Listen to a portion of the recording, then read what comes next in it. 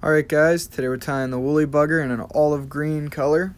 This is a classic fly, works great for bass, trout, you name it, you can tie it in a good size for it, it'll work.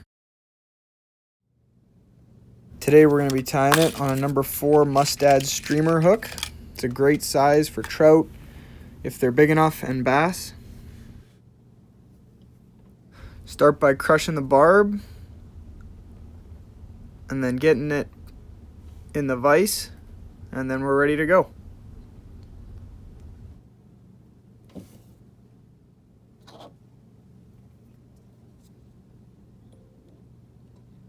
First thing I do is I build a good thread base, so I start right behind the eye and then work my way back. I'm not too precise as to cover all the shank, but I like to cover as much of the hook as I can.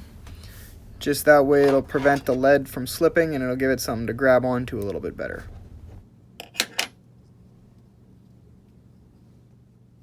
Next up, I tie in my lead.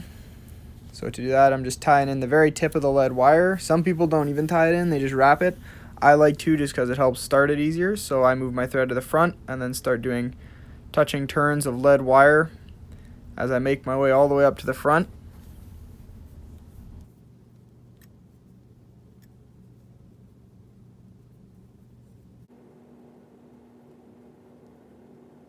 Once you're at the front, helicopter it off just to break it off close. Tie it down with just a few wraps and then work your thread to the back of the hook right before the bend. Next up is the tail. For that, grab some olive marabou, find a good fluffy feather and then rip it free from the bundle.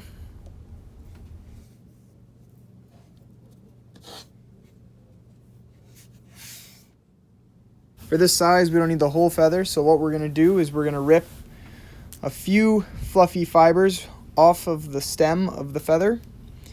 And what that'll allow is that'll give us a much more pliable and a lot more lifelike look in the water. So what I do here is I'm just going to grab it, get it switched so the butt ends, which is the part that would be on the stem, are exposed, and then tie it in from there. I didn't add quite enough here, I don't think. So I'm going to add a little bit more. So now I'm just repeating the process. Rip a little more off again. Switch it so that the butt ends are exposed. And then tie it on. Honestly, this is a trick I wish I learned a lot earlier, because for these smaller woolly buggers, it really does make them look a lot more lifelike once they're in the water. And I'm just going to repeat this one more time just to thicken up that tail really nice. And then that should do it right there.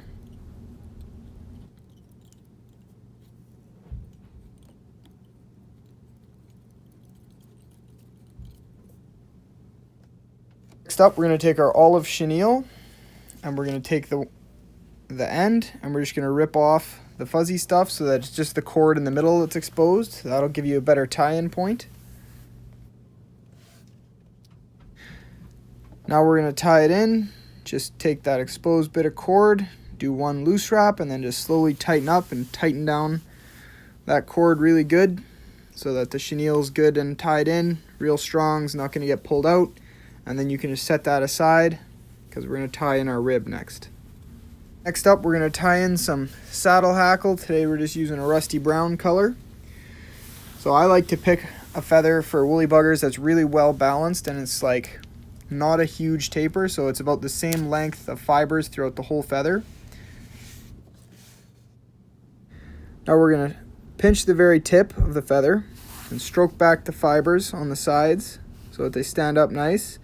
Then we're going to grab those fibers so it's just the tip exposed, and that'll give us a nice little tie-in point. And we'll tie that right down. And then now once we got that tied in, we'll move our thread all the way up to the front, right behind the eye. Now, with touching turns, we're going to take our chenille, our olive chenille, and we're going to do touching turns all the way up, right from the tail. Make sure you get right at the back so that there's no exposed hook in between the tail and the body. And try not to trap any other fibers underneath there so that everything looks nice. and then just work it right to the front and touching turns, making sure that it's all nice and even and that there's nowhere that you miss and that you don't end up with any weird lumps or grooves in the fly. Once you get just behind the hook eye, then you can tie that off with a few wraps just to make sure it's good and bound down.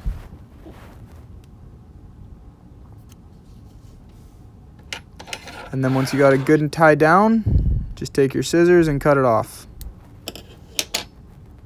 Give it a few more wraps just to secure that tag end.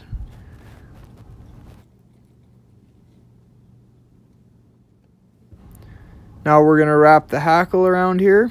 So to do that, we're just going to grab the feather and we're just going to do open wraps, so don't touch it. I like to try to get it to lay about as much as I can right in the grooves of the chenille because that'll give you a nice guideline. And as you can see, they're spaced out quite well. And then once again, you get to the front, tie it off, trying not to trap any fibers.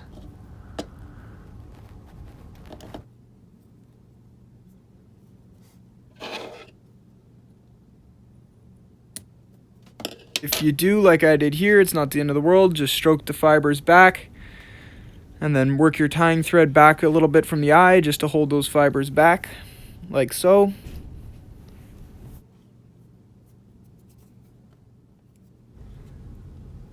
Last thing that we're going to do here is we're going to hit it with a few more whip finishes. Just really lock everything down. As always, especially for streamers, I like to hit it with a few. Aim for 4 or 5 at least, sometimes 6, but doesn't always work out that way.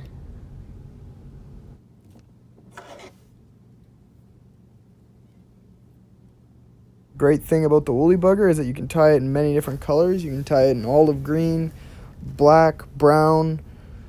You can tie it, I've even tied a few with yellow and black or white and black. You can really tie it in any color variation that suits the waters you're fishing. And that's the finished woolly bugger. Great little fly.